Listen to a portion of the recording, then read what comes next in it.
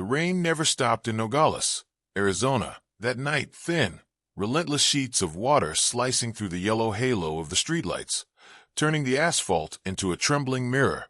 Cars hissed by, their headlights bending around the figure of a young woman standing at the corner of Grand Avenue and Terrace.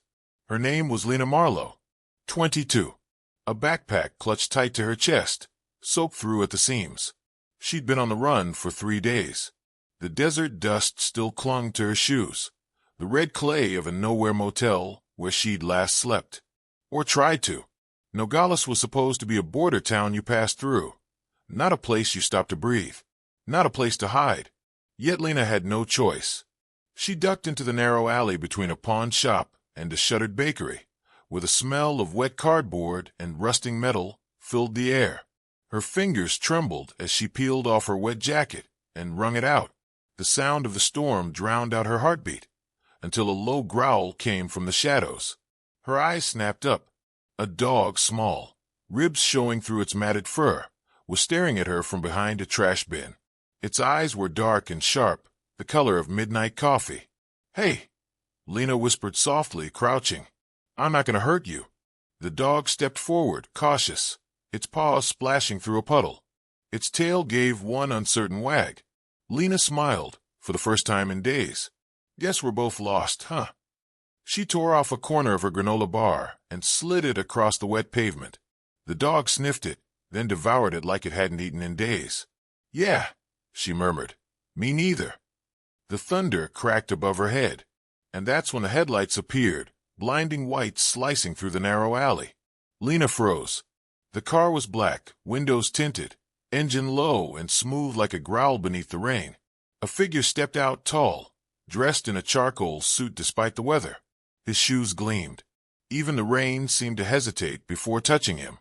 "Miss Marlowe," the man said, his voice calm but sharp enough to cut through the storm. "You shouldn't be out here." She stumbled backward, gripping her backpack tighter. "How do you know my name?" The man tilted his head slightly. "My boss knows everything that happens in this town, especially when someone like you wanders in." The dog began to bark, low and fierce. Lena's pulse spiked. "I don't want trouble. Tell your boss I'm nobody, just passing through." The man's lips curved into a smile that didn't reach his eyes. "That's what everyone says before the trouble starts." He stepped closer. She could smell the cologne, expensive, sharp, cold. He reached into his coat pocket, and Lena flinched. But instead of a weapon, he pulled out a folded umbrella and handed it to her. "Come," he said, glancing toward the street. "You shouldn't freeze out here." "I'm fine."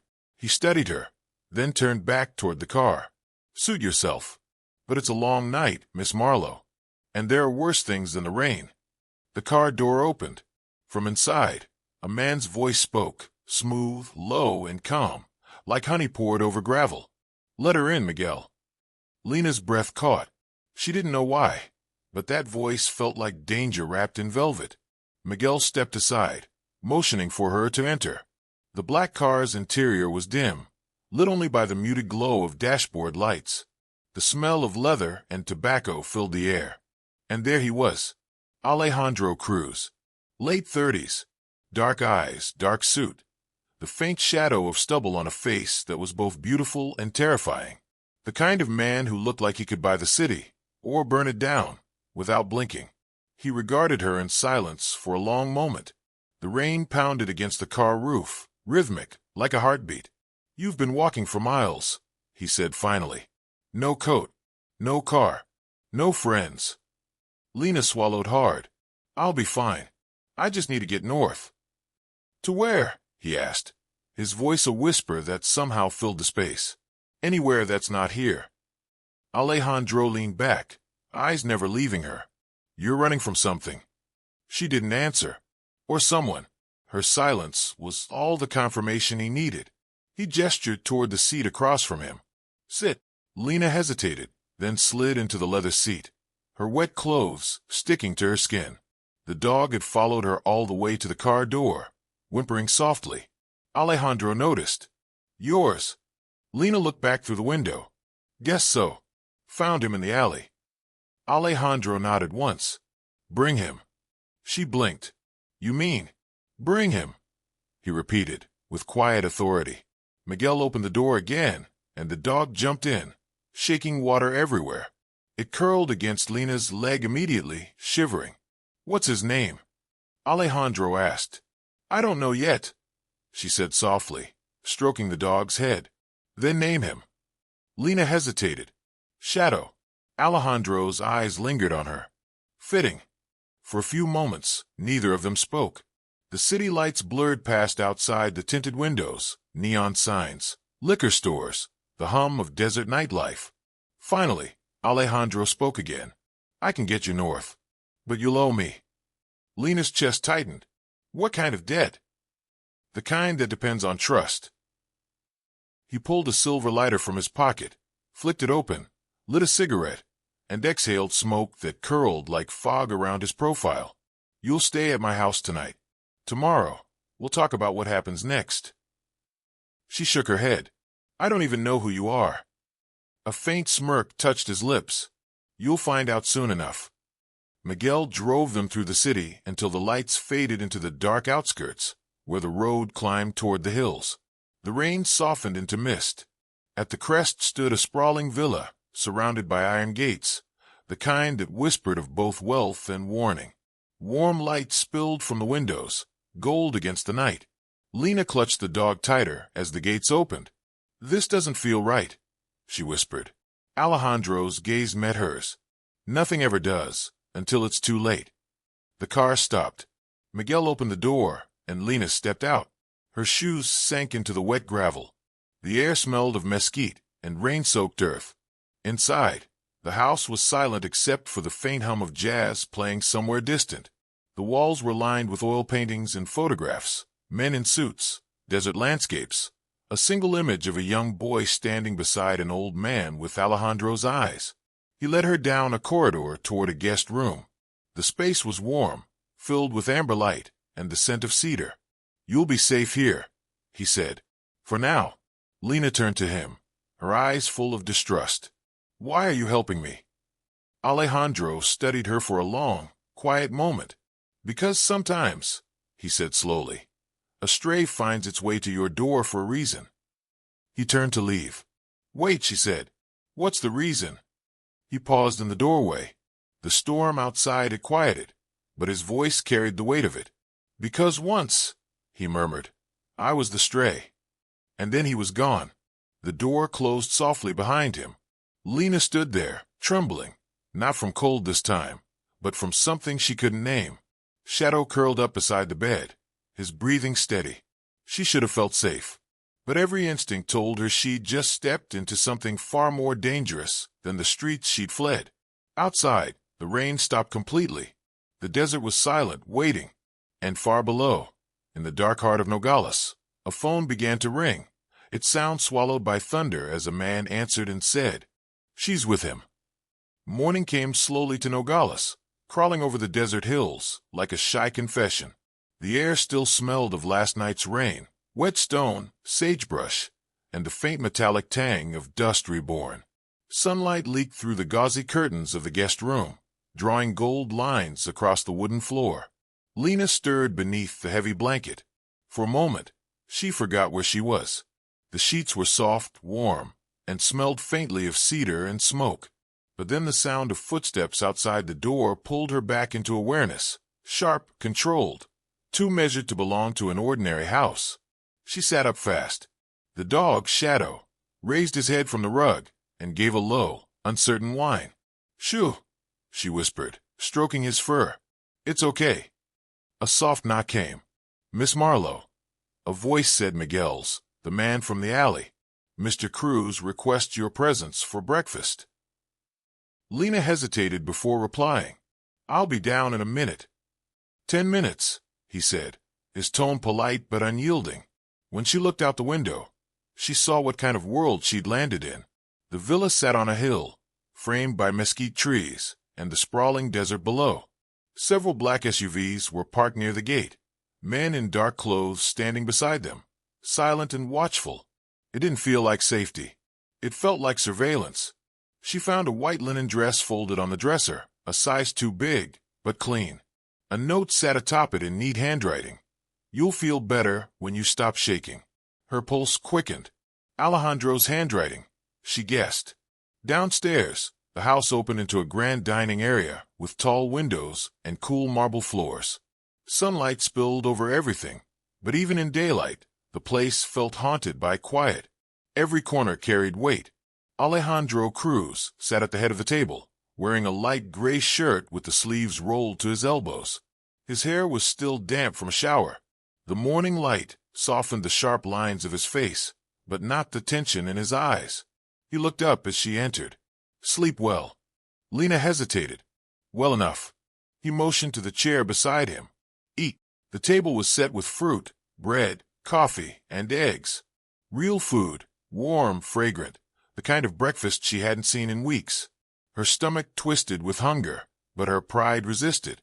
Alejandro poured her a cup of coffee without asking. I took the liberty of having your clothes cleaned, he said. They'll be dry by afternoon. Thanks, she said quietly. Shadow lay near the door, watching them both, his dark eyes alert. Alejandro's gaze followed hers. He doesn't trust me. Neither do I. That earned her a flicker of amusement. Good, he said. You shouldn't. Their eyes met for a heartbeat too long. He leaned back slightly, studying her. You came across the desert with no car, no ID, and a backpack full of nothing. You tell me, Miss Marlowe, what kind of girl does that? She pushed her plate away, appetite gone. The kind who made a mistake. Running from a law. No, from someone. Her throat tightened. I don't owe you my story. Alejandro's expression didn't change, but something behind his calm seemed to darken. You're under my roof now. I don't like mysteries in my house. Then maybe you shouldn't invite strays inside. The silence that followed was sharp enough to cut. Then, unexpectedly, he smiled. Fair enough. Miguel entered just then, carrying a phone. Senor Cruz, he said softly. The shipment from Tucson has arrived. They're waiting for you downstairs. Alejandro rose, his presence filling the room in a way that made the air thicken. Eat, he told Lena, his voice quieter now. You'll need your strength. For what? He paused at the door. For deciding whether you belong here or not. When he was gone, Lena exhaled shakily, realizing she'd been holding her breath the whole time. She forced herself to eat. Every bite tasted foreign, like she didn't deserve it. After breakfast, she wandered the house. The walls were lined with art, mostly oil paintings of storms, horses, and desert skies. In the hallway, she found a photograph of Alejandro with an older man who shared his eyes and half his smile. The frame was cracked. Shadow padded beside her, nails clicking softly on the tile. In a far room near the back, she heard voices, male, low, tense. She stopped just before the open door. The girl's name came up in the border report. Miguel was saying, somebody's looking for her. Alejandro's reply was calm, deliberate. Who? Can't tell yet. But they're paying people to ask around. Lena's pulse roared in her ears. Alejandro said something she couldn't hear. Miguel answered, You really want her here? It's not safe. She stays, Alejandro said firm. No one touches her. Lena stepped back, her heartbeat hammering. Whoever she was running from, they'd already found her scent. That night, the house changed. The quiet grew heavier. The men stationed outside grew thicker in number. Something in the air shifted, like the stillness before lightning strikes. Lena sat on the balcony outside her room, the desert stretching wide beneath her. The sky burned orange and violet as the sun sank. Shadow lay at her feet, ears twitching. She spoke softly, mostly to herself. You ever feel like you were born running?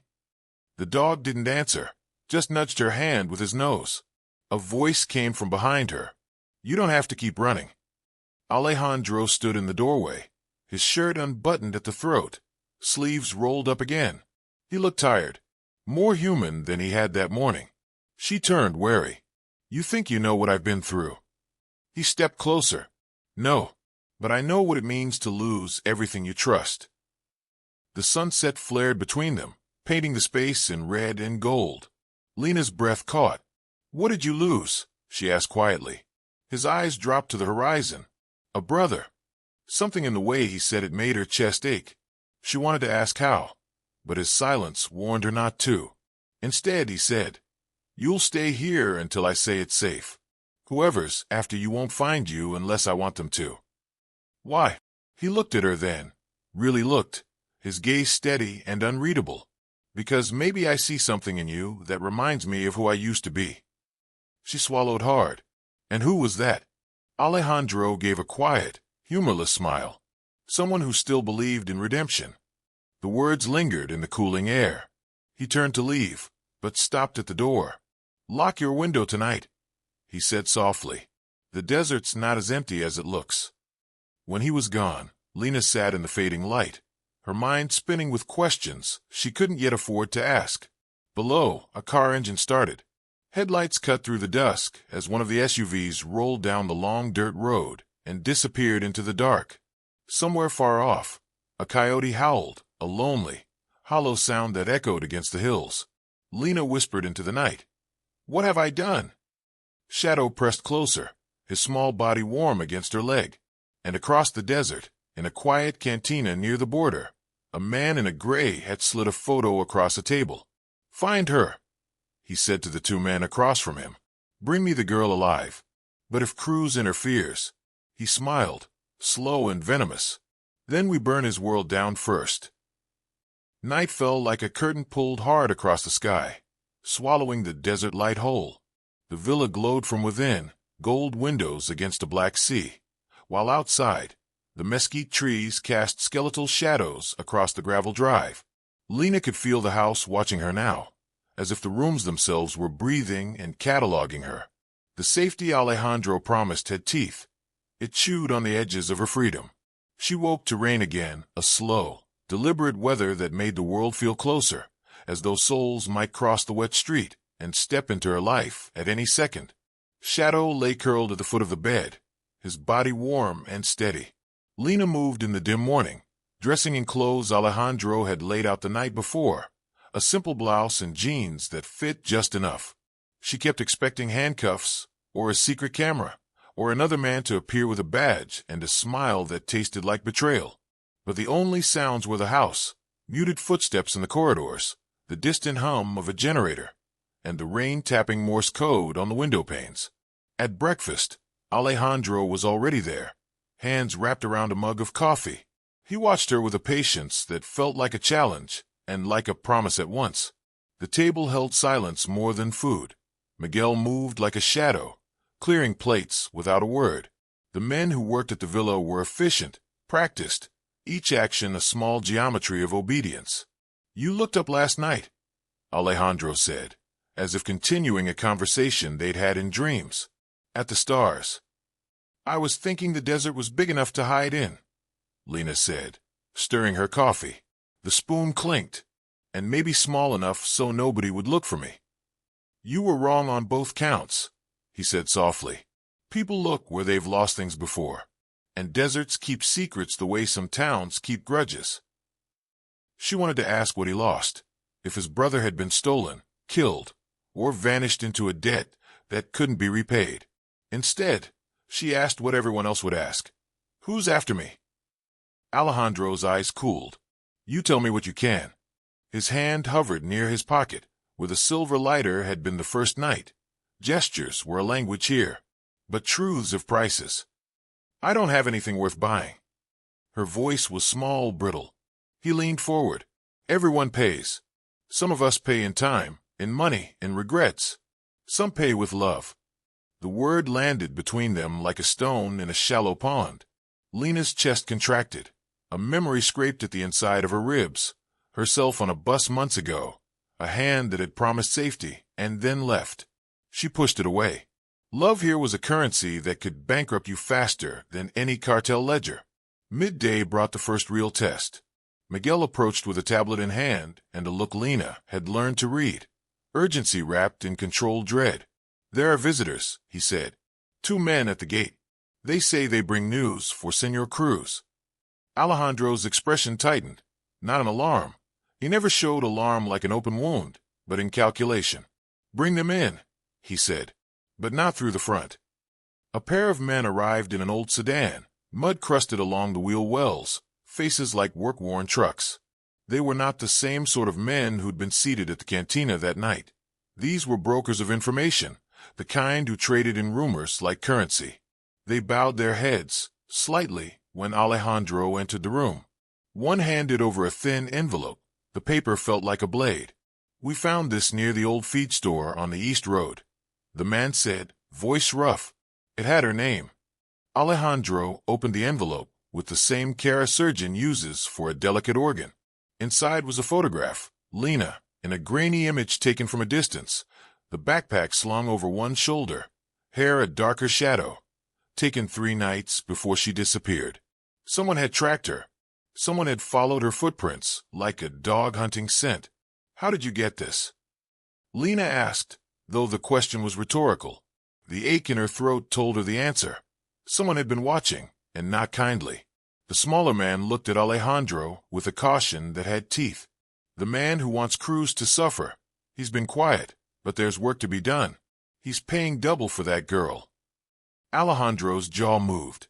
"Who is he?" The man shifted. "Name is Ruiz. Doesn't show his face. Sends his money through other men. Rumor is he runs with people who used to work for you." The sentence stabbed. Lena watched Alejandro's hand clench, knuckles pale beneath the skin. "You could have left it alone," Miguel said quietly. "If he wants them to collide, let him. We don't have to play." Alejandro looked at Lena. "Do you trust silence, Miss Marlowe?" She swallowed. "I have to trust something." He nodded as though that explained everything, though it explained nothing. "We'll keep you near the house. No unnecessary trips." "Miguel will." He stopped, then added, "If anyone asks, you're my guest and nothing more." The men left. The envelope stayed like a small animal on the table, breathing danger. That evening, the house turned itself into a map of watchful eyes.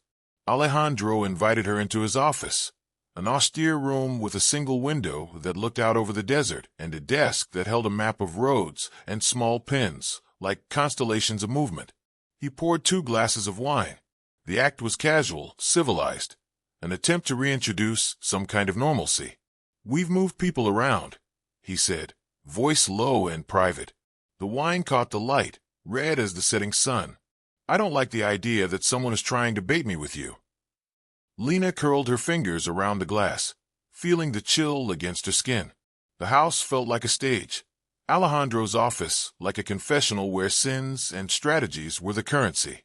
"Why me?" she asked, looking for the thread that might unravel the knot. He set his glass down, eyes trained on the horizon. "Because you remind me of a choice I made." His voice grew smaller. "Years ago, I let someone I loved go because I thought my power could protect them better than my presence. They left, and something worse found them. I thought if I could control everything, nothing could reach them again. But control is a lie. It fails. And people you love pay for it." Lena felt the admission like a blow. She thought of her own small betrayals, omissions, hurried lies told to protect someone else, and realized how easily one choice mutated into a lifetime of consequences. "You're telling me to trust you," she said finally. "No," he shook his head. "I am telling you, if we survive this, you will owe me. And what I take will not be nothing." They sat in silence. The rain outside swelled into a downpour, each drop striking with the urgency of an accusation. The desert hummed. The house tightened around them. Words between 2 people in such situations are like currency too. Exchangeable, convertible, occasionally counterfeit. When Lena left his office, Shadow met her like a compass needle finding north. He led her to the kitchen where the cook, a woman named Rosa who smelled of lime and sage, handed her a cup of hot broth. Rosa's hands were rough, her face soft like a weathered saint. "Eat," she commanded, like a prayer. "You need body and not just story." Lena ate. Each spoonful was plain, nourishing, honest. For a moment she let herself be human, warm food, a hot cup, a sleeping dog, before the world reasserted itself. That night, Alejandro walked her to the door of her room. Rain streaked the window like tears smeared by an invisible hand. He placed something small and cool into her palm, a key, heavy, old-fashioned, the kind used for safes and old houses. "In here," he said, nodding toward the house. "We use keys for more than doors. This one is for you." "For what?" Lena asked. "For choices," he said simply. "And for when the price comes due." She looked at the key. Its metal catching the light like a tiny promise and a tiny threat. The price of his protection sat in its weight. She understood then that safety here was not free. She had crossed a border, yes, but not just a geographical one. This was a border of debts, moral, emotional, and possibly fatal. Days folded into each other. Meetings with men who wore patience like armor. Brief excursions under Alejandro's watchful eye. Nights where Lena paced the balcony until the moon burned down to a sliver. She began to learn the house's rhythms. When the gates opened, when the phone stopped ringing, when Alejandro's lips would barely twitch at some memory. She started to see him in pieces. How he measured silence like a currency. How his kindness could be a weapon. How his loneliness was a room she had no right to enter. And then, one afternoon, during a quiet hour, when dust devils spun like secrets in the driveway, Miguel found her staring at a photograph pinned to a board in the study. It was small, worn.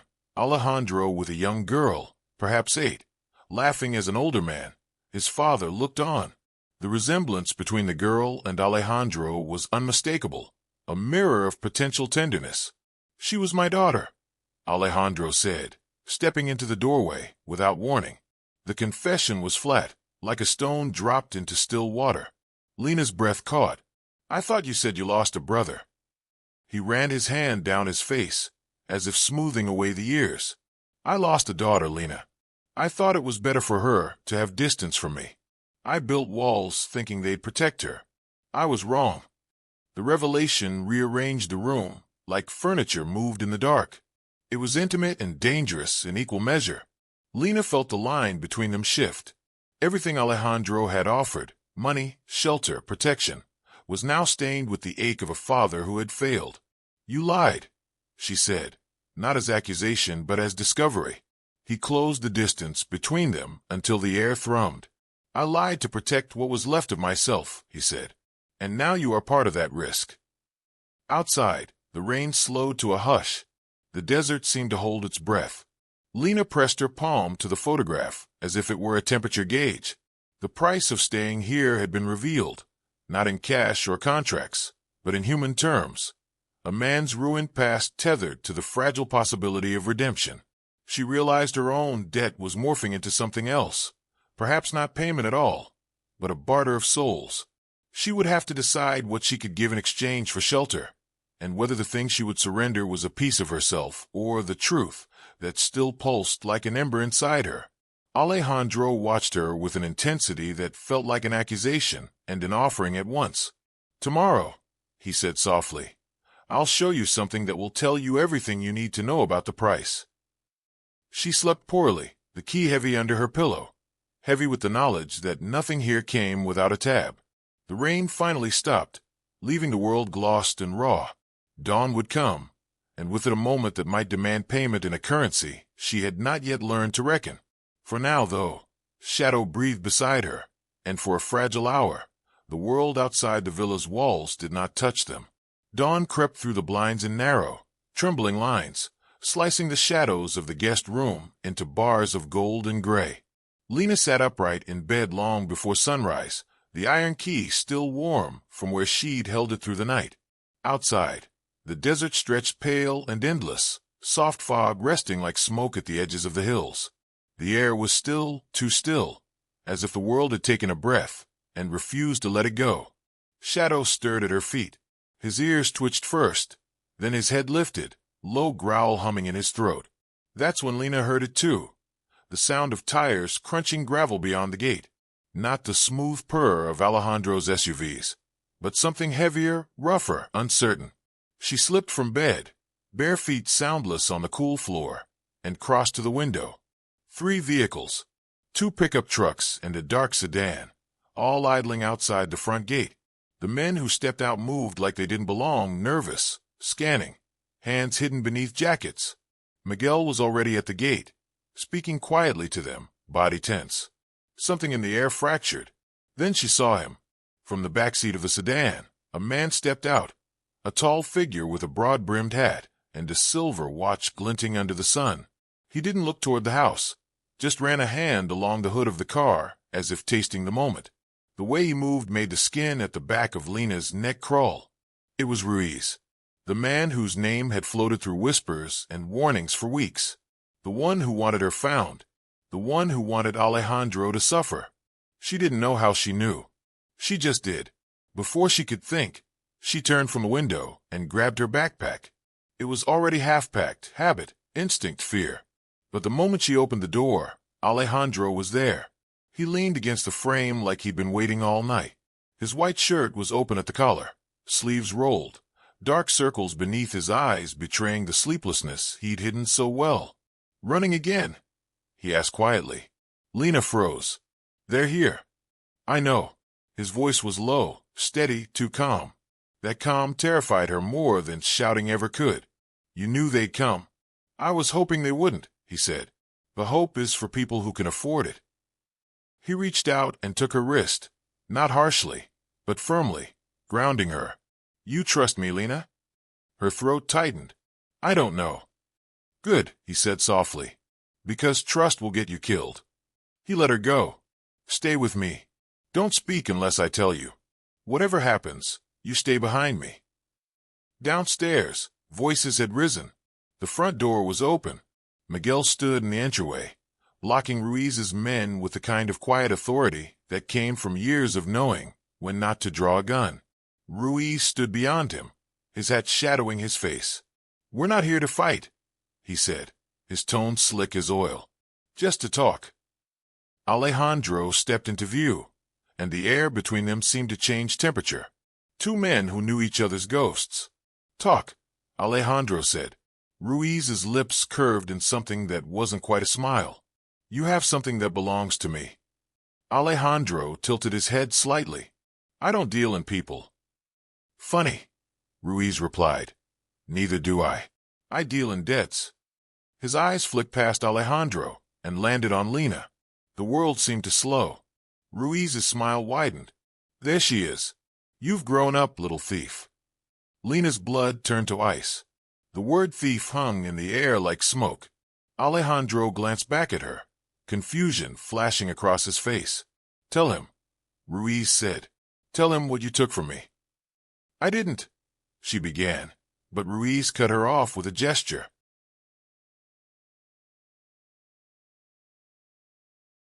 "She did," he said. 2 months ago, she was part of a drop in Tucson. Money, files, and names, my names. She ran with it. My men caught 2 of her friends. She disappeared. And now here she is, hiding behind a man who used to understand business. Alejandro's face darkened, but his voice stayed quiet. "You're lying." Ruiz chuckled. "Am I?" He reached into his coat and tossed something onto the floor between them. It hit the marble with a dull sound. Lena's old wallet, cracked leather, her ID still inside. "Found it in a warehouse near the border, right beside one of my men. He didn't die quietly." Lena's vision blurred. "It wasn't supposed to go like that," she whispered. Alejandro turned to her. "What did you do?" Her hands trembled. "I didn't know who he was. I swear. They told me we were exposing traffickers, people smuggling girls across the border. I didn't know it was Ruiz's operation. I didn't know what we were stealing until it was too late." Ruiz smiled. "And now you know." Alejandro looked between them. "And the men you work for?" Ruiz's grin sharpened. "Let's say they're watching to see who bleeds first." The house seemed to shrink around them. Miguel's hand hovered near his gun, but Alejandro shook his head once. Then Ruiz said something that cracked the air. "She wasn't just running from me, Cruz. She was running from you.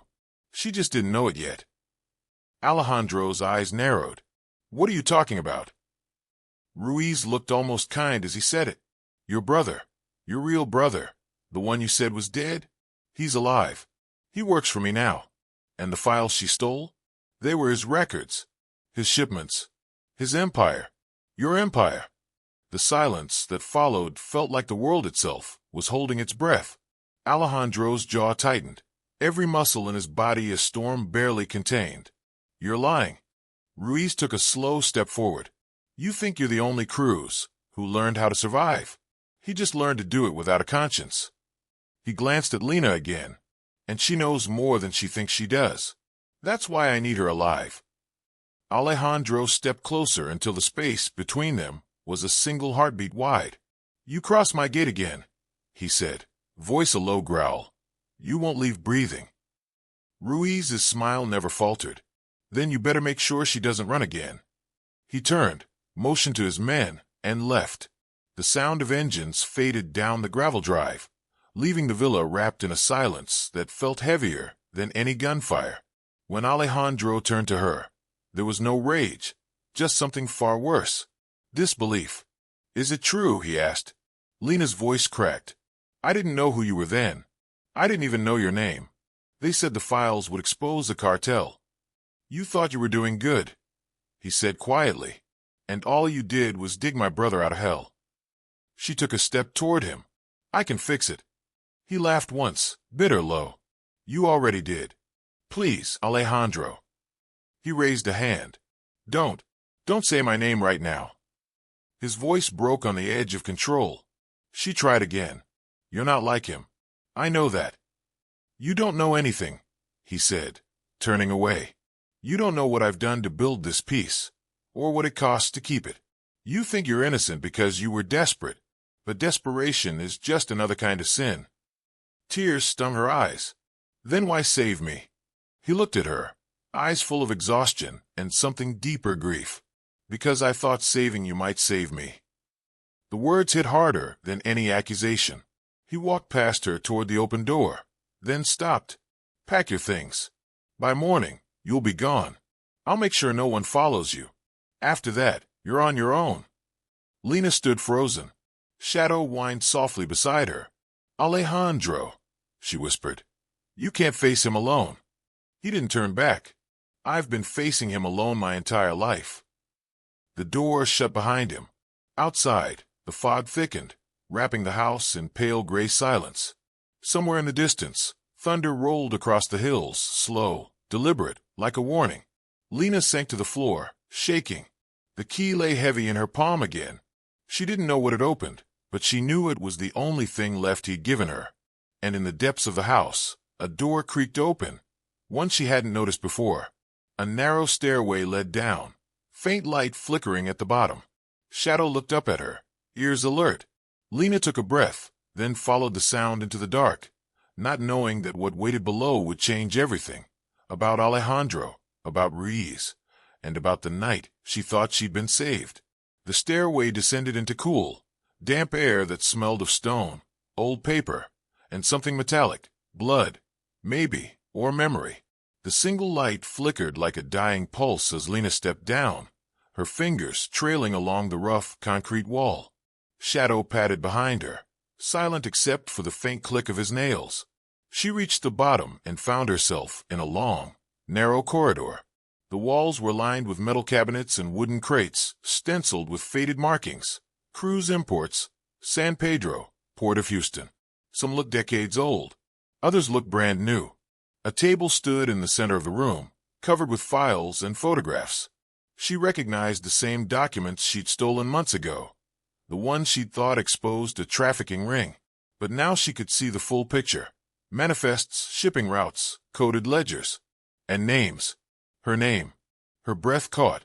Beneath her name was a photo, her driver's license image, clipped to a file labeled Potential Asset, used for recovery.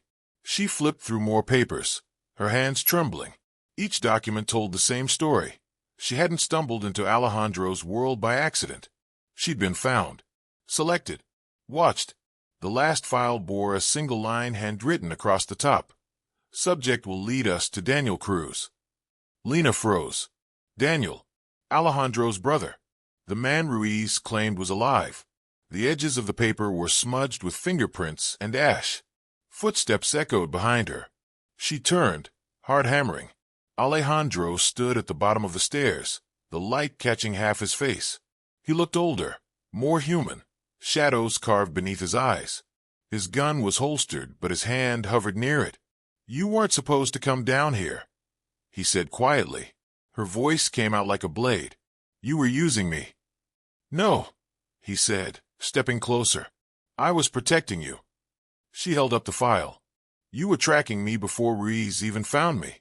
You had people watching me. Yes. Why? Alejandro's eyes flicked to the photo, then back to her. Because I thought you could lead me to my brother. You were part of the job that exposed his operation. You were the only one who escaped alive. I needed to know why. She took a shaky step back. And when you found me, what then? You thought I'd point you right to him. Alejandro's jaw tightened. I thought you were a way to end this. To end him, you mean? He didn't answer. The silence said everything. Lena's chest constricted. All that talk about redemption, about saving strays. It was never about me. He took another step forward, voice low, desperate. It became about you. She wanted to believe him. God, she wanted to. But the truth hung between them like a wound. You lied to me, she whispered. Every moment since that alley. Alejandro closed his eyes. I lied to keep you alive. And what now? She asked, her voice breaking. Now that you have what you wanted. His gaze softened. I don't have it. Not yet. She frowned. What do you mean? He reached into his pocket and pulled out a small device, a tracker, blinking red. He's close. Ruiz. My brother's men. They're already on their way. Lena's pulse quickened. Then we have to run. Alejandro shook his head. You should. I can't. The low hum of an approaching engine rolled through the walls, followed by the sharp snap of tires on gravel. Shadow growled. Please, Lena said, grabbing his arm. Come with me. Alejandro's hand closed over hers, fingers rough, trembling. You don't understand. Daniel isn't coming for me. He's coming for you. Ruiz wants you alive because Daniel does. You're leverage. The blood drained from her face. Leverage for what? Alejandro's eyes were dark as the space between stars. For me. A window above them shattered. Gunfire exploded outside, the crisp staccato of automatic weapons. Shouts echoed from the courtyard. Miguel's voice barked orders. The house trembled under the weight of chaos. Alejandro drew his weapon. Go through the tunnel behind the cabinets. It leads to the stables. Take Shadow and run north. There's a dirt road. You'll find a truck there. I'm not leaving you, she said. He smiled faintly, a flash of warmth through the smoke. You already did once. Don't make it twice. Please. Go. A bullet tore through the ceiling, showering dust. Lena grabbed the file and the key, heart hammering, and ran. The tunnel was narrow and cold, the walls pressing in on her like ribs. Shadow stayed at her side, ears flat, body trembling. Behind her, the gunfire grew louder, closer. When she finally burst into the open air, the sky was a dull, bruised gray, rain spitting from the clouds.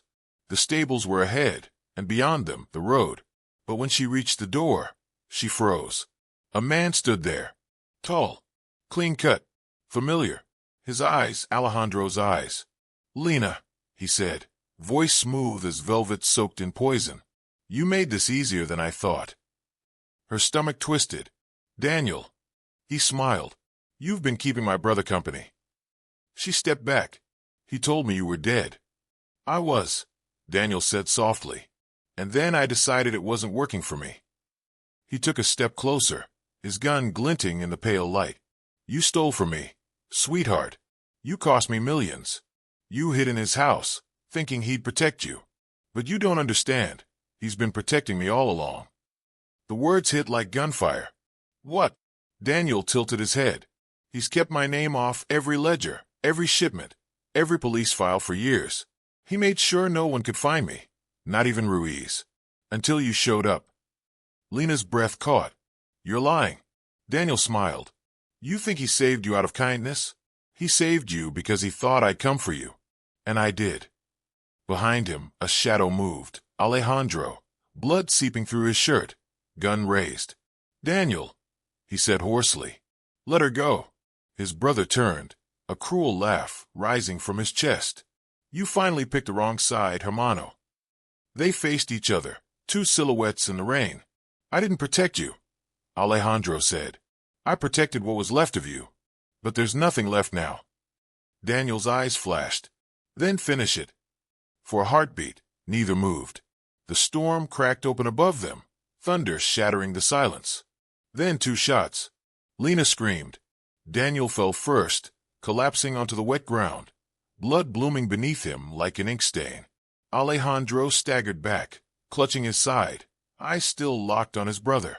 Lena ran to him, catching him before he fell. His blood was warm against her hands, his breath shallow. "You shouldn't have come back," he whispered. "I wasn't going to leave you," she said, tears cutting clean lines through the rain. He smiled faintly. "You did something I couldn't." "What?" "You ran toward life." His body trembled once, then went still. Lena clung to him as the storm broke open, sobs lost to the thunder. Shadow pressed close, whimpering. Sirens wailed in the distance, far away, closing fast. The sound of salvation, or justice, or maybe just another kind of ending. She reached into Alejandro's pocket and pulled out the key. It was slick with blood. Back inside the villa, through smoke and ruin, she found the safe built into the office floor. The key fit perfectly. Inside was a single envelope. Her name was written on it in Alejandro's steady hand. She opened it with shaking fingers. Inside was a photograph, a younger Alejandro, smiling beside his brother and a woman holding a baby. On the back, scrawled in ink, "Everyone deserves one chance to start again. Use mine." Below the photo lay a passport. Her name. A new identity. Tears blurred her vision. When the sirens reached the hill, the house was already empty. By dawn, only one set of footprints led north through the desert.